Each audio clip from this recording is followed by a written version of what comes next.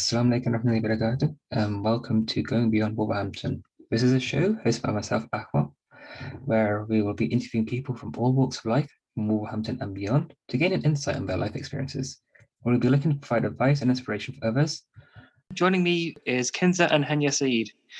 Both Kinza and Hanya are both from Wolverhampton, and they both went to Christchurch School and both went to Wolverhampton Girls High. And after that, they both went to London for university. Hanya went to King's College London and studied history and is in her final year now. And Kinza went to LSE and did mathematics and statistics and is currently a assistant vice president at Barclays Bank. Hello, guys. How's it going? Hi, we're good. Hi, Akmal. We're good. Nice to talk to you today. Yes, it's a pleasure having you on my show, and thank you for coming on. First question I wanted to ask was, so you both went to the same school, like for primary school and secondary school, and then you both went to like the same city as well for university. What was it like always kind of being together as sisters? Was it nice to have each other's company? Or? So I'm almost 5 years older than Hanya. So we are 4 school years apart. And to be honest, because there were quite a few years between us, even when we were in the same place, we were doing our own thing. Yeah, I'd say we actually grew a lot closer when I moved to London because we were seeing each other when we wanted to, and we were able to do things. And in terms of rivalry, there's never really been a sense of rivalry between us because A, we're very different, B, we're doing we're in different careers, and we just haven't really grown up like that. So no. Don't get me wrong, she annoys me, but no rivalry. Fair enough. In being the eldest, Kinza, do you feel like you had much guidance before you went to university and beyond, or did you feel like I presume you've helped Hanya out a lot, but did you feel like you were missing anyone above you, being the eldest in the family? Yeah, so I mean, I think we all felt this at some extent, that our parents are super supportive, but they went through a different system to us. So they couldn't directly guide us based on their experience. What was useful for me is my best friends in school who I'd been friends with the entire time, they had elder siblings. So that was useful because they kind of would tell me now we could start thinking about our personal statement, or and school themselves were helpful. So really early on, they really support you in that way. Yeah. Assemblies and Year 12, you start thinking about it. Yeah, and we had a specified deputy head teacher in our school. I don't know if she's still there. She was great. She was almost like everyone's go-to person. She would review your personal statement many times and discuss with you about your UCAS options, and even if you're, which universities you're considering applying to, which courses. So school were really supportive. Okay, so because you studied maths in the end, right? So when did you consider studying maths, or was that a thing from when you were young? You always wanted to study maths at uni? No, definitely not. So the AS levels that I did were maths, further maths, biology, chemistry, and religious studies. So I was trying to keep my options open there in case I wanted to go down a science route, and religious studies it's always been a huge interest of mine, but still something a little qualitative. Maths came when I just realized in year 12 especially, so that became interesting for me because I think they show you a lot of calculus for the first time. So I realized that I was really quite liking it. And then with further maths, again, you end up with 2 maths subjects doing quite a lot. And I just always liked it so much. It was literally my favorite subject. And that's when I decided that I liked this subject too much to do anything else. Oh, fair enough. And so when it came to applying to uni then, did you just decide I'm just going to, how did you choose where you were going to study maths then? So you knew you wanted to study maths, but how did you choose where? Yeah, so you have to think back 5 years now. Yeah, it's a bit funny. I was watching a YouTube video, completely unrelated to universities. I'm a sucker for YouTube, and I watch a lot of lifestyle YouTube. It was one of those people who I follow, and she went to LSE, and that's when I heard about the university for the first time. And I was like, what is this random university that I've never heard of? Because I told you, right, in school, they were always talking about universities, and I thought I've heard of all of them. They're big on Oxbridge. Yeah, I looked at it online, and I think my parents' apprehension was that because studying maths is not directly a vocational subject, they were like, what are your career choices going to be? And then I visited, I mean, that's a huge plus. So I was only applying to universities in the UK. So I was able to visit a few that I was thinking of. And when I visited LSE, I really liked the vibe of the people. And they mention a lot at LSE. I mean, you know this, you went there. Yeah. They talk about high employment rates and return in terms of student to employment. So I thought, okay, that's a little reassuring. And again, I really like the people, so that's why I decided to go there. Fair, yeah. It's interesting that you heard it from a YouTube video, because I heard of LSE from you. Because before, like, I knew you went there, I literally hadn't heard of this university. And when I looked up, like, in the university rankings, it always ranked really highly. And it was really weird that we hadn't heard of this university before. Do you have any idea why that could have been? Well, LSE has a really high international intake. And I think it's more than 50% of the undergraduate students are international. So that was even more interesting, because when I arrived and I was talking to these international people, they were like, what? How have you never heard of LSE? Like, so why have we not heard of it? I don't know. I really don't know. Maybe I'm thinking it could be that a lot of people from LSE go into the financial industry. And in Wolverhampton, perhaps we just weren't exposed to people working in that field. Yeah. Yeah, I think I agree with you there, because I think, for example, when it comes to London University, I'd heard of Imperial, I heard of King's, I heard of UCL, but that's probably because they all offered medicine. And like, I'm not sure, in our community, medicine is quite highly tutored. So we know a lot of people went and did medicine, and hence we know these universities, whereas LSE wasn't even considered. Like, because for example, when it comes to maths as well, like my parents had the same thing. Because when I studied maths, my dad's like, "Are you going to become a maths teacher?" It's like, not really. There's more. There's more you can do outside these vocational degrees, but there's again, they've come from a different system, so for them it's not as clear. But yeah, having a good like network at school to learn from is always very useful. So on the other hand, though, Hande, you study history, which is very different to maths. So what made you decide you want to study history? So I think we've all at one point thought of potentially medicine, because it's just what we've grown up with and what everyone tends to do in our family friend circle. But I knew that wasn't for me, because I'm not very sciencey. I much prefer social issues and history, politics, economics, etc. I was always knew I was interested in government or something political. So then I thought about history, and I just love learning about it.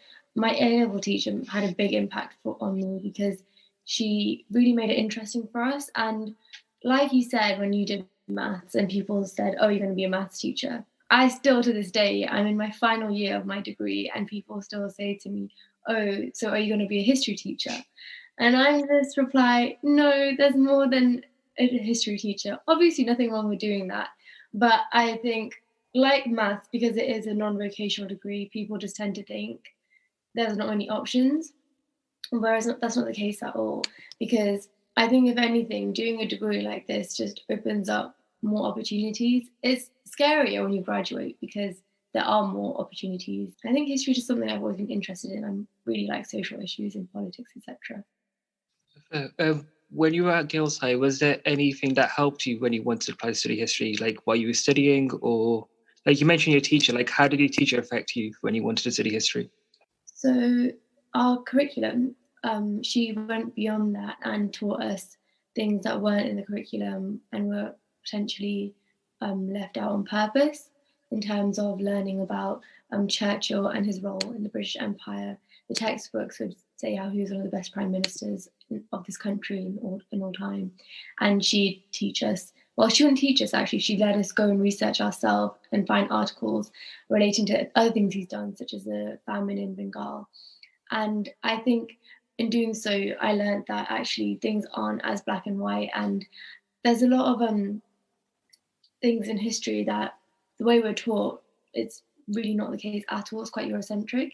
So I think it was something that I wanted to change and sort of learn in a different way. And doing that at university level would allow me to do that, because it's very independent. So a lot of the research is what I'm doing myself. So my teacher really taught me that it's important to do your own research. And I think it's just interesting to learn about the British Empire and the impact it's had on our society. Okay. During your degree, then, do you reckon you'd be able to learn? You've learned a lot more about these kind of topics that interested you then at school. Yeah, because I can cater to what I'm interested in. In first year, actually, the modules tended to be very Eurocentric. They tended to focus on just Europe and nothing else, even though there's so many more. Like, it's a global degree, but we were only focusing on Europe. So I've become part of a decolonizing the curriculum working group in order to decolonize the curriculum and learn about something else. After first year, though, it definitely became more catered to what I was interested in. I had modules on the Middle East, the British Empire, human rights.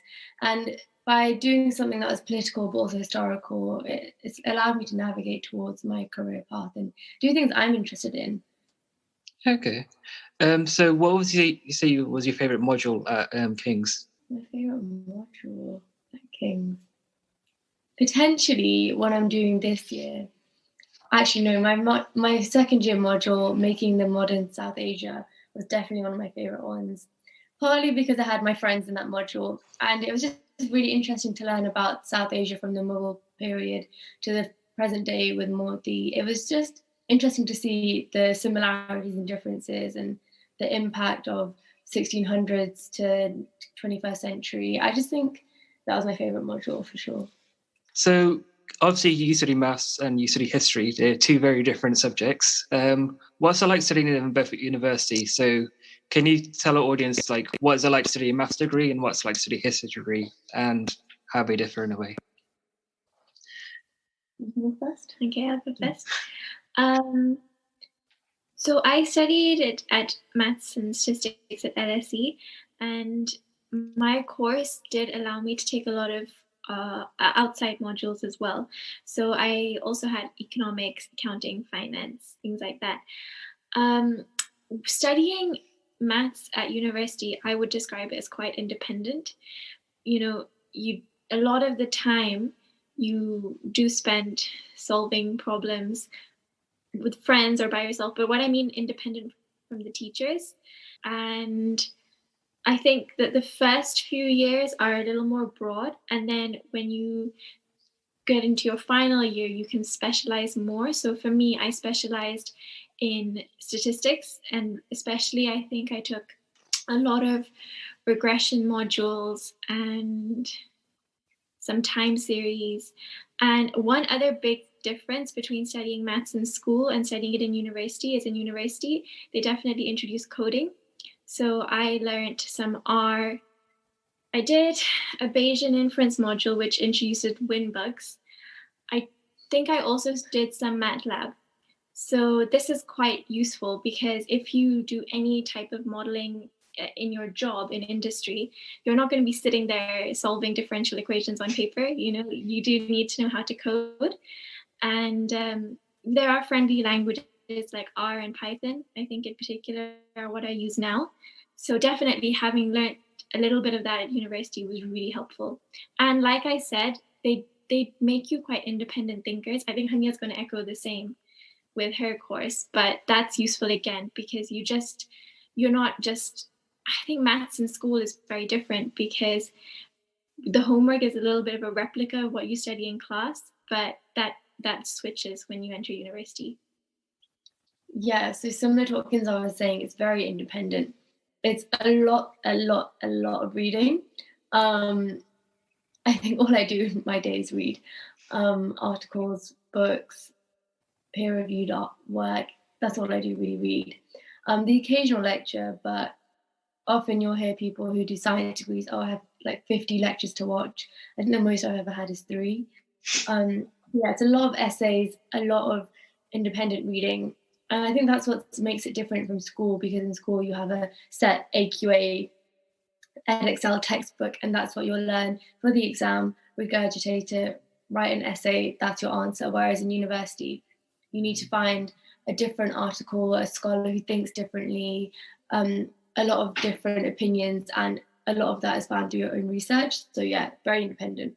Yeah, but I didn't write any essays. I think I wrote one essay, which was part of those general studies kind of courses that they make you do. LSE And I don't 100. know, Akmal, LSE 100. And I don't know, Akmal, if you did, but I didn't write a dissertation. I didn't do for my undergrad. I wrote one for my postgrad, but not for my undergrad. Right. Yeah. Yeah. So I think in that sense, a quantitative subject at LSE is quite different from the traditional university experience that we've heard of, where you do have essays and dissertations. So yeah, it's more just like problem solving. Yeah. And ours is also all exam based. We don't have any coursework. So just exams at the end of the year. No, never had any coursework. Yeah, LSE is very traditional as teaching. It's just exams. There's no coursework. But Hanya, since you did coursework though throughout the term, like how do you manage to juggle doing coursework and your usual assignments throughout the term? So that's a very interesting question you asked, because I often don't. There's obviously, you can apply for extensions, which I have done in the whole 3 years, because if they're there, why not? But I do try and work well with my time. My time management has improved for sure from year 13 compared to now, because I have deadlines, and there's only a certain limit I can really push for an extension. So the department does try to space it out. It often doesn't, because all our modules are different. So I had an essay due 2 days ago, and I have one due in 3 days, and one was 2,000 words, one was 5,000 words. So they haven't really spaced it out. So I think in terms of trying to juggle it, you just sort of learn to write a lot in a short time period. And then when it comes to exams, I much prefer exams actually. So I feel like LSE would have been a good university for me, because I just prefer a timed exam setting compared to coursework, because I mean, they have their pros and cons. But coursework is because it's just what you need to do, and you can spend days and days on it, whereas in an exam, it's a set period of time. Yeah, true. I think both have their pros and cons. Like if you, for example, I've gone through university at a bit of coursework and exams, and when you're doing coursework, you think, oh, I wish this was just an exam. Or when you do an exam, I wish I had some coursework to relieve the pressure of. So like, there's no like perfect way of doing things. So it depends. Like, I think it's good to have a mixture of both. Definitely. I think if you have all your modules being coursework based, it can make you really stressed throughout the term. But if they're all exam based, at the very end, it'd be a big crunch. So it's about getting that balance right as well when choosing your modules. So going back, so imagine you were starting university today, and like this is your present self. What advice would you give yourself before you started university? Oh my God, I would say do not stress, because first year for me was really difficult. Really difficult. I made friends immediately. I was very lucky, and those are still the people I'm friends with today. So there wasn't a culture shock, but for me, there was a huge academic shock, because I told you that I really loved maths in school, and I felt like this is my subject, like this is what I like to do and I know how to do it. And when I reached university, I'm just surrounded by all these people who I thought they are more intelligent than me, they are more capable than me. And we all had the same, pretty much everyone studies different things. Like someone might be studying accounting and finance, or someone studying economics. But in the first year, everyone pretty much takes the same 4 modules, which are 1 maths, 1 statistics, 1 accounting, and 1 economics. And what I found was that especially people from abroad, all of my friends, half of my friends were international, but even those who weren't, they had studied A-levels in economics or accounting or both. So I also felt like this disadvantage, that a lot of what we were studying they'd already done. And I just felt enormous stress, because I thought, I don't know what I'm doing here and I can't keep up with the academics. So I would have just tried to tell myself, like, relax, not everyone is even that bothered about getting grades in first year that they're going to be worrying so much if they can do the material. Just try to enjoy more with your friends, because you're not going to get this time back. Halls for me were really fun, because all my friends were in halls, but I often didn't take advantage to hang out with them every opportunity. A lot of times I was in my room studying alone. So which is really dumb, because first year grades do not even count towards your degree. But I just felt this enormous pressure. Do they count in LSE? They count like a 9th. Yeah. So in King's they only count like our percentage. Yeah, I think 1:3:5 in terms of ratio. So I did the opposite to Ginza. I really did the most in first year. And I'm glad I did, because in second year there were strikes and COVID hit. And my third year has practically been non-existent because of COVID. So I'm really glad I made a lot of memories, because I think there's more to life than academics. It's about the friends you make, the experiences you have. Yeah.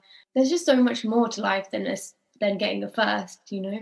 It's about self-growth. The person I was in first year compared to now, I'm much more confident. I'm much more relaxed. I think I'm just growing as a person, and that wouldn't have happened if I only had my head in books in the library every day. It was because I made mistakes in uni. I grew from them. I made friends. I changed friends. It's all an experience. University is like a once in a lifetime experience. So actually, I forgot half of my stress was academics, but the other half was, Akmal, you can probably echo this. Going into LSE in Freshers Week, they have an internship fair. And there's huge peer pressure as soon as you enter that you need to get a spring week and you need to get a summer internship. And I was like, what are they talking about? Because I've just come here to study maths. But I remember once we were walking along the Thames, and I was just trying to remember the acronyms for the big four. And I was like, what are they? PWKPM something. And so I felt like this enormous pressure to do well academically, but equally get myself an internship in something which I had no idea if I even wanted to or what I was doing. But I remember being in the library, and there's this guy just reading the Financial Times like as if he was trying to memorize it. I was like, what is going on? I think the thing is, in university you'll meet a different group of people, a range of people. You're going to have those people that are purely there to get the degree and leave, get a great job, and that's what they want. There's people who are there purely for partying, and there's going to be people who are in between. And I think it's just important to find that balance, because in any place you are in life, you're going to find those people at different extremes, and you just need to make sure you don't fall into one. Yeah, for sure. What about you, Akmal? If you could give yourself a piece of advice, if you were reading that, if I went back then, the advice I would give myself would probably be, again, just not to stress as much, because I think I fell into the same trap as Kinza, just getting overly worked up. But I think, my error was that that lasted for 2 years. So even after first year, in second year, I was still in this mindset. And then I had to take a step back after my second year at university and think, what am I doing? So then, what did I actually want to do after university as well? I had to consider, because I was just doing things kind of for the sake of it. Like these spring weeks, applying for the sake of it, internships for the sake of it. But I didn't really want to do it. And I just wanted to do what I was more interested in. So just focus. You got to have a clear goal in mind. Because I think, again, you mentioned before, our parents, they came from a generation where it's more vocational kind of degrees. And issues when you're not doing as a vocational kind of degree, there's a lot more things you can do. As a result, it's much easier to get swept up in all the hype and other things. So you kind of need to have a kind of path, step structured that you can follow, as opposed to just kind of get lost in it. And so that brings us to the end of the first half of our show. When we come back after the break, we'll be talking about beyond university and life in London. See you then. This is Ramadan Radio. Little Dessert Shop continues to expand with stores in Bilston, Wolverhampton and Wednesfield. During Ramadan, we're celebrating our show-stopping dunking box for only £25. Feed the family with this exquisitely presented iftari gift, featuring the best from our menu. Enter Ramadan 25 at the checkout on our incredible new website. Visit littledessertshop.co.uk today. The holy month of gifting. From all at Little Dessert Shop, we'd like to wish you a blessed Ramadan and a huge Eid Mubarak. Do you have a family member that's passed away and you would like someone to assist you in legal advice? Kenneth Jones Solicitors has been providing legal services for businesses and individuals since 1986. We specialise in probate, Islamic wills and family law. We also offer services in conveyancing, immigration and personal injury. Contact us today on 01902 745 773 or visit us on our website at kenneth-jones.co.uk. Mubi Bass Electronics, specialist in car audio and home entertainment. Suppliers of leading brands, Samsung, Sony, and Panasonic. We supply and fit all car audio systems, top brands, Kenwood, Bose, and we're an authorized supplier of Vibe product. Visit our store online at mubibass.co.uk and order today for next day delivery. Mubi Bass Electronics are proud sponsors of Wolverhampton Wolverhampton Wanderers FC. Call us today for a free quote on 01902 754 546 and quote Ramadan 20 for 10% off. Follow us on Instagram and Facebook at Movie Base Electronics, specialist in car audio and home entertainment. Is your home protected from the unexpected? It can be with Home Cover Plan, Wolverhampton's fastest growing home emergency cover from as little as $14.50 a month. That's right, for just $14.50 a month, Home Cover Plan will protect your boiler, radiators, electrics, plumbing and any other home emergencies with no catches, no call-out charges and no excess charges plus a boiler service. What's more, for Ramadan 2020, we're offering 15% off our policies with the code Ramadan15. Go to homecoverplan.co.uk now and join the many thousands already enjoying the benefits. Your tyres are essential for safe driving. They're the only link between your vehicle and the road. At Premier Tyres, we proudly stock leading tyre brands such as Goodyear, Michelin, Pirelli and more. We're also your go-to garage for MOTs, servicing, exhausts and all your mechanical needs. With the most affordable prices in town, unmatched quality, knowledgeable and fully qualified mechanics, we will look after your car no matter the make or model. Premier Tyres, Crown Street, WV1 1PX. Call 01902 455 684 or visit premiertyreservices.com. Are you in receipt of benefits and looking for cavity wall or underfloor insulation? Did you know, with Northern Gas Heating, you could get a free boiler with the insulation measure of your choice? Call 0800 083 1000 or go to northerngasheating.com to see if you're eligible. It's a quick and easy assessment. Northern Gas Heating, celebrating over 20 years in the industry. We're proud to be the UK's local central heating company. Pack Continental, your local best halal supermarket in Wolverhampton. Established for over 20 years, we pride ourselves on our fresh vegetables and fresh fruit. We have a variety of spices and lentils. We're also an award-winning Halal Butcher of the Year for 2 consecutive years. We supply excellent quality meat and poultry delivered fresh daily to our store. Visit us today at 1 to 3 Hunter Street, Wolverhampton, WV6 0QZ, or call 01902 717 792. Open 9am till 8pm Monday to Saturday and 10am till 6pm on Sundays. Go to RamadanRadioWolves.com and donate to your local mosque. Welcome back, everyone, after our break. So where we left off last week, we talked about university experience in London, and now we're talking about what comes after university.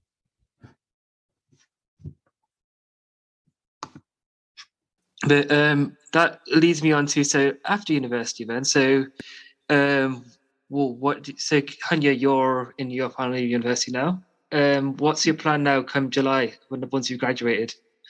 That is the scariest question. When people ask me, normally I just reply, don't ask that. But I'll answer for you. So I actually got swept in the stress in first term of third year. So you know how you guys are talking about in first year and second year, you felt the pressure of, what am I doing? I felt that in third year quite a bit, actually. I'd say it's my most stressful year because, to put it quite frankly, I don't know what I'm doing. And I've had to come to terms with the fact that that's okay because I am only 21. I just turned 21. And it's crazy to think I want to have my life planned out for the next 30, 40 years. And I do have some things in the pipeline. So I have an internship at the civil service in the summer, which I'm excited for. And potentially maybe a master's program, but I don't want to do one just for the sake of it because that's what you have to do after an undergrad. If you don't have a job, do a master's. That's what I think is quite easy to do. But yeah, I'm just going to figure it out as time comes. I'm lucky I have supportive parents who will obviously be there for me regardless, and they've been really supportive as I've been stressed this year because with non-vocational degrees, even though we're saying they open up a lot of opportunities, you're not stuck in just one career path, there's also some negatives to it because you don't have that set path and that job security that comes with, say, doing medicine or dentistry or pharmacy, pharmacology or optom, etc. Say even law. Okay, could become a lawyer. With a degree like history, there's a few options, but they're all quite daunting and unknown. I don't really know anyone who's worked in the civil service before or hasn't done something other than medicine or maths now. And I know I don't want to do either of those. So I'm going to figure out my own career path and my own goals as the time comes. So no plans, but nothing, yeah. Kins, on the other hand, you've now been working for 4 years now since leaving university? Just under 4 years. Yeah. Okay, can you tell us a bit about your job then and what you do? Do you want me to tell you about my current job? Yeah. Or like your pathway to there. So like, how did you get there from university? So like internships and things you did along the way to get there. Yeah.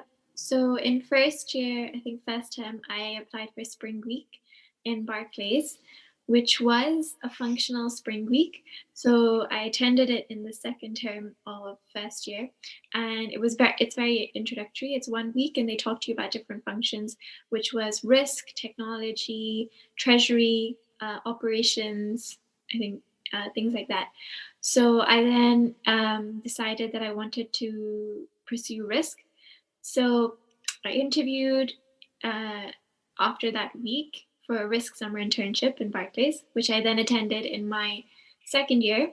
And after that, I got my graduate scheme in risk as well in Barclays. So I did that after graduating for just shy of 2 years, which was a rotational program. So we had 3 8-month rotations.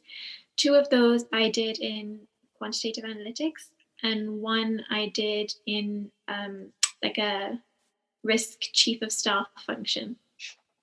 Then after that, I applied for like a permanent job in Barclays, and now I'm doing that in model risk, which is model validation. So there's credit risk models, which I don't know how much your viewers are going to be interested to listen to hear about, but essentially models to predict losses on defaults in the bank, and we are using those to calculate capital requirements. So they're capital credit risk models, and yeah, I work on those. Okay, interesting. So you mentioned Spring Week at the very beginning. Can you explain what a Spring Week actually is? Okay. Lots of these financial institutions, and I'm sure now technology firms, have Spring Weeks. They're designed for first year, or I think maybe second year Second year students. you can do as well. Yeah. And they're just very introductory. They give you normally an overview of, say, for example, for me, functions. So these different functions, they bring in normally some senior management of the bank to come and talk to you. And they also give you a fast track to apply for the summer internship if you want to. So what it means is that normally they'll ask you to do some kind of presentation at the end. And if they like your presentation, they can invite you to fast track. And if you secure the summer internship in your first year, like I did, it's like, first come, first served kind of thing. Earlier on, me and Hanya were talking about how there isn't exactly a certain track for most people. But by the looks of it, sounds like you've had a fairly solid direction since first year of what you're going to do. Would you agree? Yeah, but quite accidentally. I don't know. This wasn't my intention. You can hear from my story, it sort of the ball kept rolling by itself. Luckily, alhamdulillah, touch wood, I'm very grateful. And yeah, haven't pursued other career opportunities yet, but that doesn't mean I don't plan on staying in Barclays until retirement. So let's see. What if you say this was intentional? Like, what else could you see yourself doing, say, in first or second year? I think I would always want to work in industry. I'm not so interested more in academics, but I think I would love to work, say, I find your job really interesting, data science for retail. So I think the models will always be there, but it just depends what industry you want to be modeling in. So I told you I'm working on capital calculation, right? For credit risk defaults. I could want to one day work in technology or retail, like I mentioned. So yeah, I think I want to stay in the modeling space though. Hanya, you said you did half the university experience was basically under COVID and half of it was in person. Have you found a transition between the two kind of very different forms of university? I'd say it's been more difficult as COVID's continued, because you just sort of quite simply get tired of it.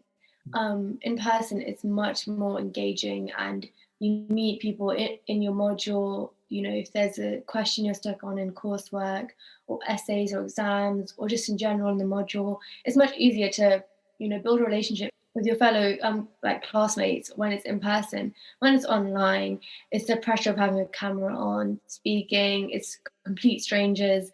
And I appreciate the work the teachers are putting in, but obviously it's not a great situation. And luckily it's not too bad. Like, uni is quickly adapted to Microsoft Teams.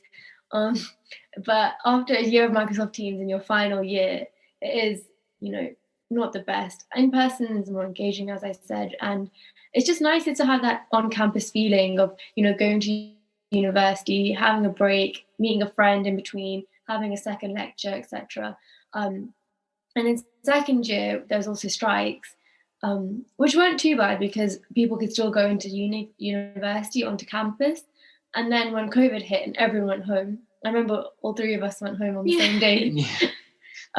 You came to my accommodation last year, I remember, with your backpacks. And then, you know, I don't think we realised it'd be still a situation to this day, but it's definitely harder and mentally draining to do university online for a whole year. And luckily I'm still in the UK, so I can still, you know, go to London and go to the campus and get books out of the library. But for international students who have been paying high fees for university online learning, it is unfair for them, because as a university student we weren't told this.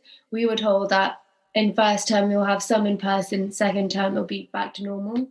And maybe it's naive of us to believe that, but given the government told us this and they haven't really said anything else since about university students, I do think we've been neglected as a group, because you hear about A-level exams, GCSE exams, but they've never mentioned university exams or university students who are either feeling trapped in their university halls or stuck abroad and they want to come to their university because they're paying for the halls fees, they're paying for rent, they're paying for their online course, but they're not really receiving anything.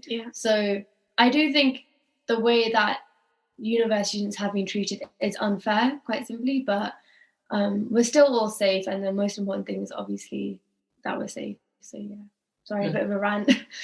It's fine, don't worry. Like, yeah, it's been a very difficult year for everyone. So yeah, especially university students. So at least the end is near, we hope. We said this time last year as well, but yeah, you never know what's going to happen. So yeah. But Kinza, you've been working at home as well during the pandemic, right? As opposed to working in the office. Yeah. What's it like being working at home with the family as opposed to being in the office?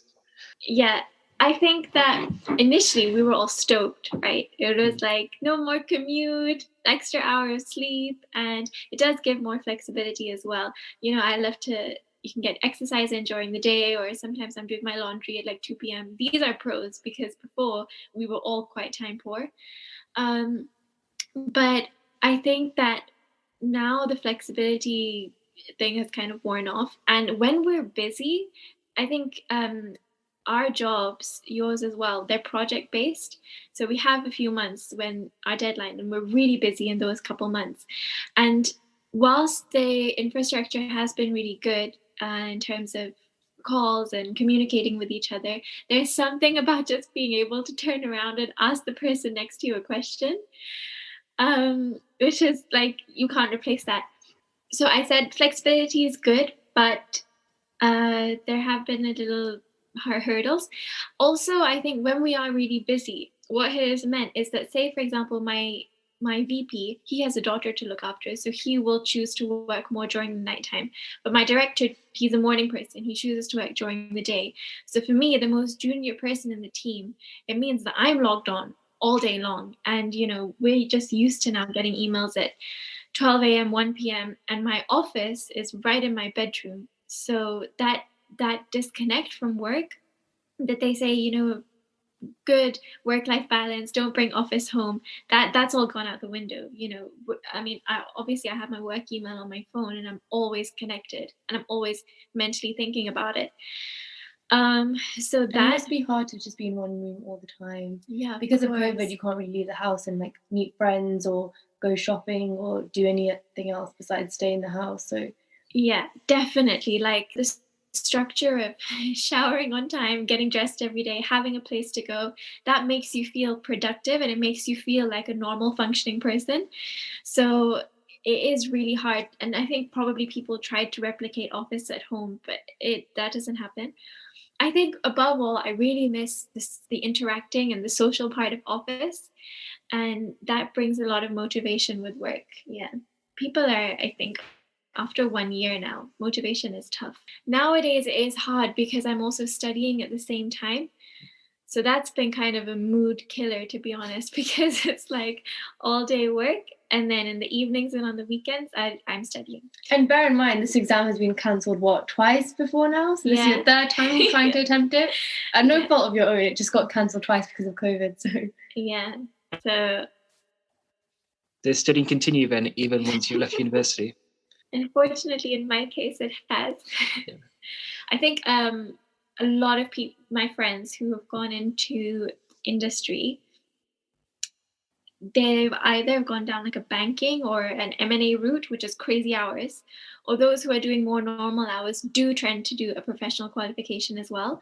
So I mentioned I'm doing the CFA, but I have some friends who did the ACA or actuarial exams. So quite often in our industry, like people like us, it can look like we only studied for 3 years or 4 years, as opposed to say something like medicine, which is much longer. But we are continuously taking exams afterwards as well. So, after this exam, do you reckon you'd be any more left to do, or is this it? Well, I did think about doing masters in the middle. Right now, I don't have motivation to do a masters, but never say never. So we've talked about like being at home, obviously, because you come home from London. So initially, like you moved from home to London. So how did you find the difference between Wolverhampton and London?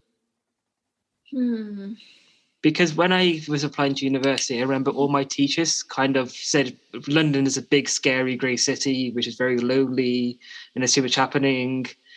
And so, like, a lot of people at my school, especially, they applied to universities that weren't in London. Like, I think only like a handful of us applied to London. Everyone else applied up north or like in the Midlands. So, like, how does that compare to expectations now you've actually been there? So I remember when I was applying, likewise, a lot of people in my school, applied to Oxbridge or like you're saying, Midlands or up north.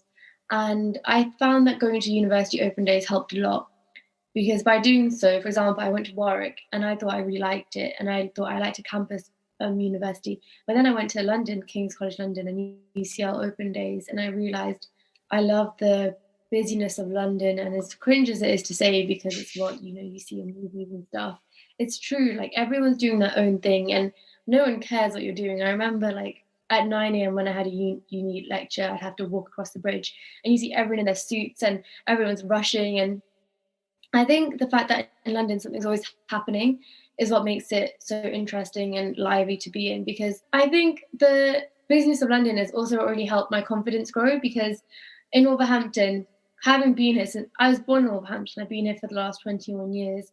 Everyone knows everyone, and that idea of you're walking in a street and you're going to see someone you know, or you're in town centre, you see someone from your primary school, etc. It's nice to go to London, have a break from that, and really just start fresh. And you're just really growing as a person because you have to be very independent.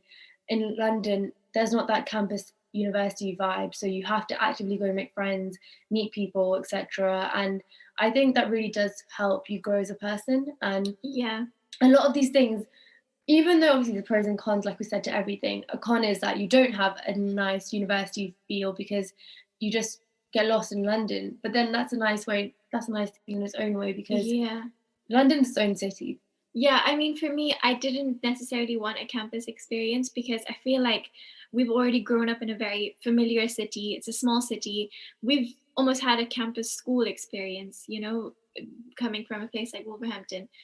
I echo Hania that I spent 6 years in London before coming back because of COVID, and it just made my confidence really skyrocket. And I think a big part of that is the international exposure. So in school, because obviously we are kind of like almost dual nationality, it can be hard to find people who, you know, you completely identify with in school. Like, for example, we didn't really celebrate Christmas, but there's a few things that make you feel like a little bit like odd one out. But then attending university in a place like London, where I have friends who have come from Hong Kong, Dubai, India, Pakistan, and even different parts of the UK. We relate with our like home cultural backgrounds as well. So that was really nice to be able to experience, and I think meeting people like that made me feel more confident in myself. See, that's where I had a different experience to Ginza, because a lot of her friends, it's true, they're international, whereas my friends or I tend to be from the UK. I'd say 90% of my friends in uni are still in the UK, and after graduation that'll be nice because I'll see them more regularly potentially. But I think that's just interesting. We've had a very different uni experience in that sense. Yeah, I agree, especially with the point you mentioned, going to London, it raises your self-confidence a lot because it encourages you to be proactive, because everyone's doing their own thing. Nothing's going to just happen like that. You have to go make the effort and do things. And this, as a result, makes you a lot more busier. And like, again, it just boosts your esteem when you want to do things. I found the opposite in fact to Kinzer as well. Like, I found when I was at school, I had a lot more people I could relate to. But when I went to London, I found there was a lot less people I could relate to. I felt because being British Pakistani, you're neither one or the other. So, for example, when I went to Pakistani society at university, it was like, you're not really Pakistani. Some like guy said to me, and that really put me off. I was like, okay, fine, cool. And generally, like, for example, like, I follow Islam as well. So when I wanted to join Islamic society as well in London, it was mainly like the boys are all very nice and all, but they were all from London as well. And it was basically like a big friend group from London. And it was very hard to kind of like gel with them, I found, because they've come from a very different experience. Whereas like there's no one from here who's gone there and like that I could kind of hang out with. And I found that a bit of a struggle as well initially as well. I think I agree with what you're saying, but what I was meaning to say is that, for example, like my closest friends who I made in first week, that these are girls who, so for example, an Indian girl who has lived her life in Dubai, or a Chinese girl who's lived her life in Wales. So because these guys also had these like dual nationality issues growing up, or just this appreciation for like the international spectrum, I really identified with that. And I found it easier to get along with those people as opposed to purely British or purely Pakistani. Is there any, so London is a very expensive city to live in as opposed to living over here. How did you adjust to that, like the living costs and like how your lifestyle? I had an Excel spreadsheet. I'm going to sound like such a loser. I had a budget for £70 a week, and I loved my Excel spreadsheet. I had categories for food and Did you actually bills. use it? Yep. In first year?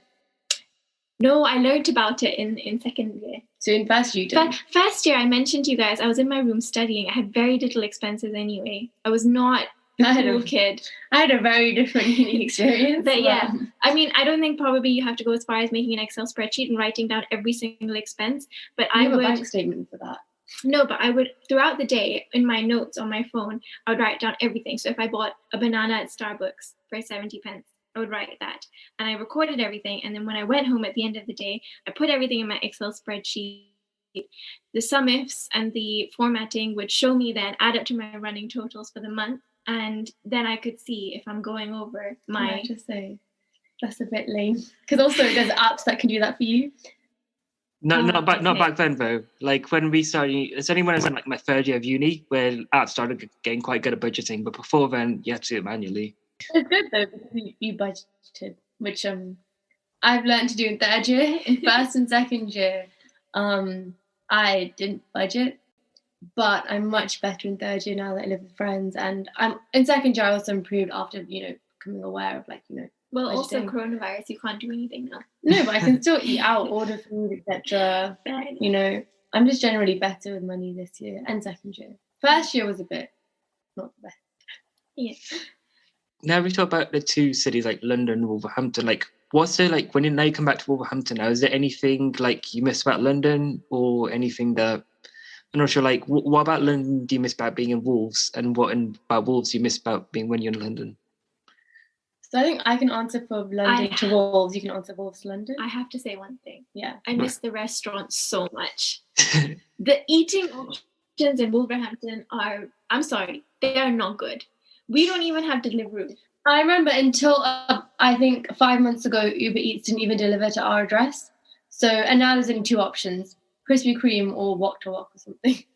So I have to say that first. No, so I can speak from London to Wolverhampton. So I'm living in London right now. This is my final year. And when I come to Wolverhampton, as soon as I get to the train station and sit in the car, it's just a sense of relief.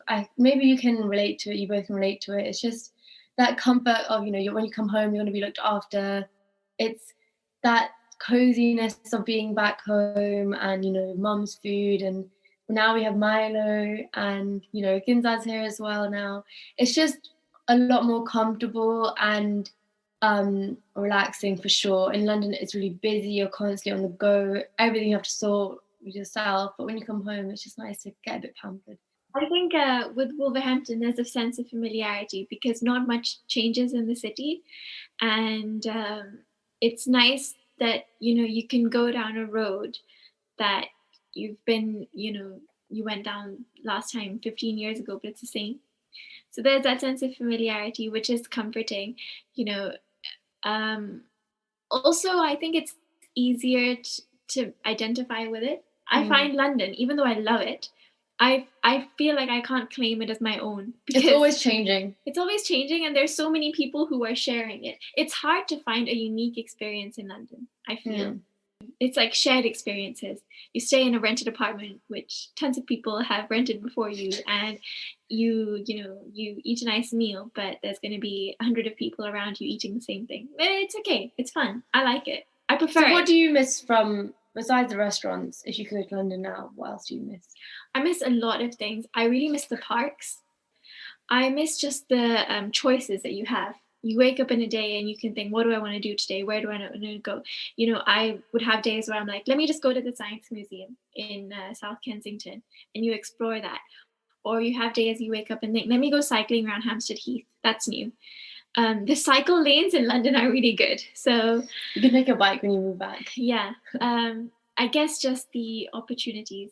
We're running towards the end of our time, I've noticed. But to finish things off, I'm going to end this with a classic interview question. Where do you see yourself in 5 years' time? As a final year student, that's a scary question to ask. Even though where do you see yourself after when you're graduating is scary. 5 years is even scarier. So I think, as cringe as it might be to say, I have no idea. And maybe I'll come back to you in 5 years with an answer. But I'd like to say in a good job, potentially working for the government, living who knows where. I see myself living in the UK. There's not many answers I can give. It's all up in the air right now for me. What about for you? My next big life goal is to buy a property. So I would hope in 5 years I'm a homeowner. But yeah, thank you very much for coming on today. This actually went on for a lot longer than I anticipated. So it's been a quite productive conversation, I feel, and I think it's gone quite well. And yeah, thank you for coming on. Thank you for having us. Obviously, it's been really fun, actually. Yeah, thank you very much for having us. Hope it was useful for you. And on that note, we shall see you next week, and we hope you have a good rest of your day.